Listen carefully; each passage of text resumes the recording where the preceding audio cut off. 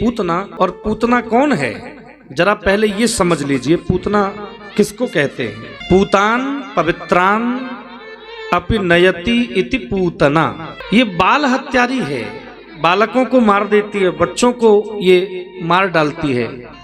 बाल हत्या से बड़ा अपवित्र काम संसार में दूसरा कोई नहीं है।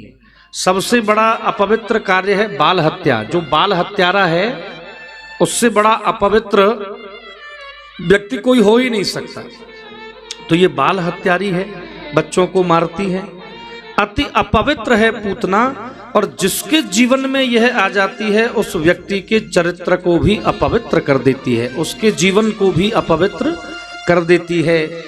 मैं कई बार ये कहा करता हूँ, पता नहीं आप इसे गंभीरता से सुनोगे या व्यंग में सुनोगे, लेकिन बात तो यही सच है कि बड़े बड़े हनुमान चालीसा का पाठ करने वाले, बड़े बड़े गोपाल सहस्त्र नाम का पाठ करने वाले, बड़े बड़े विष्णु सहस्त्र नाम का पाठ करने वाले, जैसे ही पूतना का पदार्पण जीवन में होता है सो तुरंत ही सब चौपट कर लेते हैं। जैसे ही किसी पूतना का, किसी बुरे आचरण का जीवन में आगमन हुआ तो सारा भजन चौपट हो गया, सारी साधना चौपट हो गई।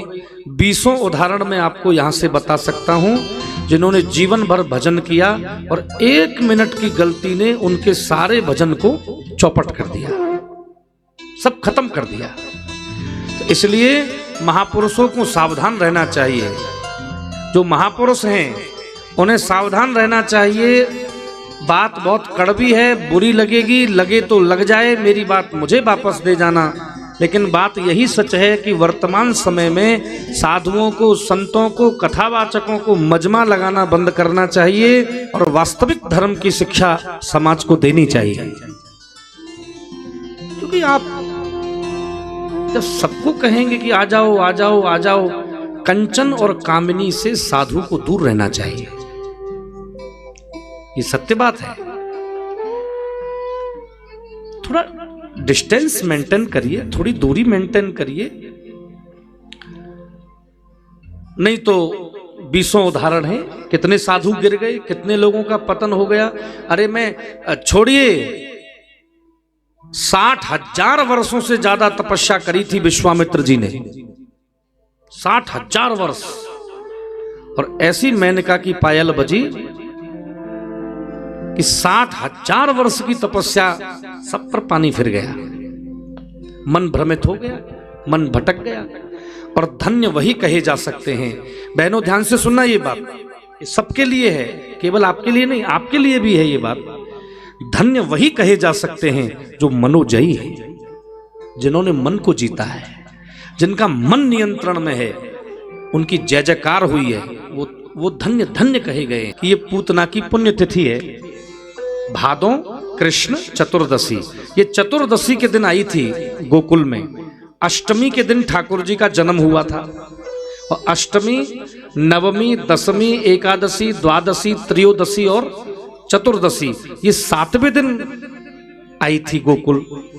तो मैया ने कहा, बहन जी कोई बात नहीं, तुम आई हो और मेरे लाला को आशीर्वाद देने के लिए आई हो, कोई बात नहीं बहन जी, आप थोड़ी देर बैठो, मैं तुम्हारे लिए कुछ दूध की, माखन की, कुछ आतिथ्य की व्यवस्था करती हूँ। श्री कृष्ण फिर चौंके कि मेरी मैया यशोदा ने इसको बहन जी कहा, तो मैया की बहन मेरी क्या लगी?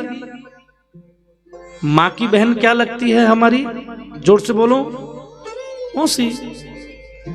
जो माँ की बहन है वो बच्चे की क्या लगती है? मौसी।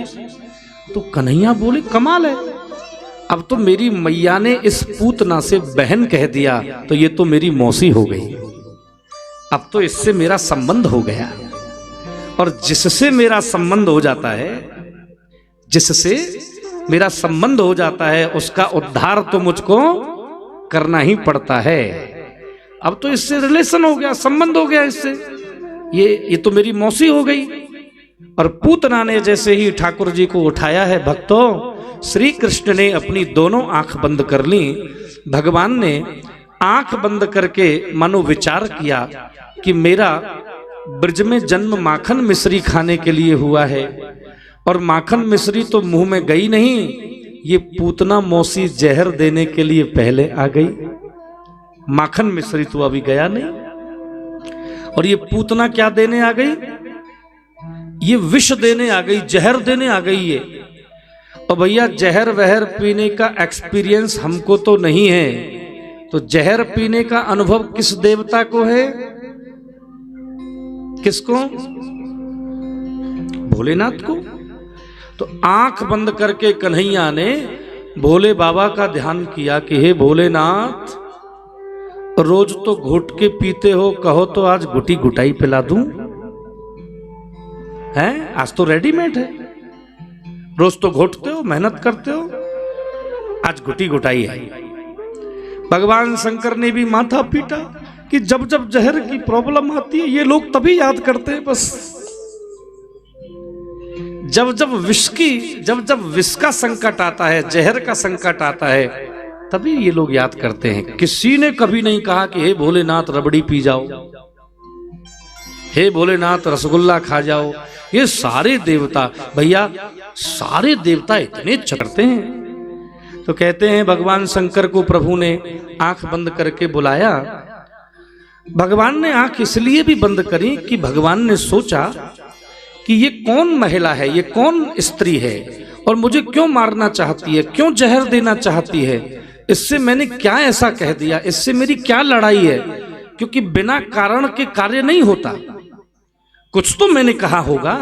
कोई किसी का दुश्मन ऐसे ही थोड़ी बन जाता है, कोई तो आधार होगा। तो जैसे ही भगवान ने आंख बंद करके देखा तो ठाकुर जी ने क्या देखा? ओहो, ये तो राजा बलि की बेटी है रत्नमाला। ये पूतना पूर्व जन्म में महाराज बलि की बेटी रत्नमाला थी।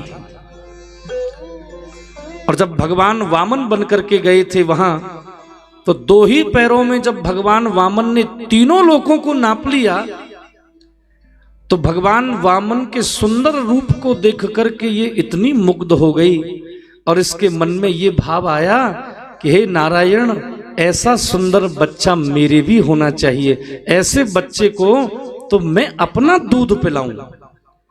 और जब प्रभु ने राजा बलि का सर्वस्व छीन लिया, तो उसी क्षण इसके मन में बैर की भावना जागृत हो गई कि ऐसा अगर मेरा बेटा होता तो जहर पिला के मार देती। इसने तो धोखे से मेरे पिता से सब छीन लिया। तो आज उसी पुत्र भाव से दूध पिलाने आई है और शत्रु के भाव से जहर पिलाने आई है। ठाकुर जी ने पूतना के स्तन को जैसे ही पान किया, पूतना मन ही मन प्रसन्न हो रही है कि 2 घूंट पिएगा, मर जाएगा। लेकिन 15 मिनट हो गए, भगवान पीते ही जा रहे हैं, पीते ही जा रहे हैं, पीते ही जा रहे हैं। और श्री सुखदेव कहते हैं, परीक्षित, ठाकुर जी ने पूतना के दूध के साथ अब पूतना के प्राणों को खींचा। पूतना चिल्लाई, अरे लाला छोड़, अरे कन्हैया छोड़, अरे बेटा, अरे अरे अरे अरे अरे लाला, अरे कन्हैया छोड़। और 7 दिन के छोटे से मेरे बाल कृष्ण पूतना से बोल पड़े कि मौसी क्यों उल्टी बात कर रही है, हैं? क्यों पागलों जैसी बात कर रही है? अरे मौसी, क्या कभी इतिहास में ऐसा हुआ है कि जिसको मैंने पकड़ा हो और उसे छोड़ दिया हो? क्यों उल्टी बात करती है, क्यों पागलों जैसी बात? एक तो कोई उदाहरण लेके आओ, एक उदाहरण लेके आओ कि जिसे मैंने पकड़ा उसे छोड़ दिया मैंने। आप लोग इसलिए कथा सुन रहे हैं कि हे गोविंद आप हमारे हृदय में आ जाओ, हे कृष्ण आप हमारे हृदय में आ जाओ। लेकिन कह दूं, ब्रज गोपियां तो बार बार ये प्रार्थना करती हैं कि ये नंद का लाला हमारे हृदय से निकल जाए, बस निकलता ही नहीं है। वो द्रवीभूत चित्त में इस तरह गढ़ जाता है। एक बार यदि तुम्हारे हृदय में नंद का लाला आ गया ना बहनों, मैया, एक बार यदि तुम्हारे हृदय में नंद का लाला आ गया तो तुम निकालना भी चाहोगे तो जीवन में नहीं निकलेगा, वो गढ़ जाता है, चिपक जाता है। तुम चाहोगे तो भी नहीं निकलेगा। ऐसा कृष्ण है वो। तो कन्हैया बोले, मौसी उल्टी बात करती है। अरे हम जिसको पकड़ लेते हैं उसको छोड़ते नहीं हैं, और अब तो तुमको तो हम ठिकाने लगा के ही अब छोड़ेंगे। भागवत में वर्णन है कि पूतना जब मरी तो 18 किलोमीटर लंबी हो गई। कितने किलोमीटर? कितना लंबा शरीर हो गया? 18 किलोमीटर लंबी हो गई। धम्म से नंद महल के पीछे वो गिरी। मैया यशोदा दौड़ी, अपने लाला को उठाया, अपने अंक से लगाया और अपने आंखों के अश्रुओं से श्री कृष्ण का जलाभिषेक कर दिया। ब्रजवासियों ने पूतना के 5 टुकड़े किए और जैसे ही पूतना के देह में अग्नि चिता पर रखा, उसमें आग लगाई, तो श्री सुखदेव कहते हैं पूतना के शरीर से बहुत सुंदर सुगंध निकली, बहुत सुंदर सुगंध निकली। सारा ब्रज महक गया। परीक्षित ने पूछा कि इस दुष्ट के, इस पापिनी के शरीर से तो दुर्गंध निकलनी चाहिए थी, सुगंध क्यों निकली? तो सुखदेव जी की आंखें सजल हो गईं और कहा, राजन, अरे जो हमारे माधव का नाम ले लेते हैं उनका कल्याण हो जाता है, फिर इसने तो हमारे कन्हैया का स्पर्श प्राप्त किया है, इसने तो श्री कृष्ण को छुआ है। तो ठाकुर जी का जिसको स्पर्श मिल गया वो फिर कहां अपवित्र रह गया? भगवान की जिसको दृष्टि मिल गई वो कहां अपवित्र रह गया? इसीलिए मंदिर में जाकर के ठाकुर जी से केवल यही मांगना चाहिए कि हे गोविंद, तुम हमें केवल अपनी दृष्टि दीजिए। क्या मांगना चाहिए? क्या कैसे कहोगे कि हे कन्हैया, हमें केवल अपनी दृष्टि दीजिए, एक बार अपनी दृष्टि से हमको निहार लीजिए।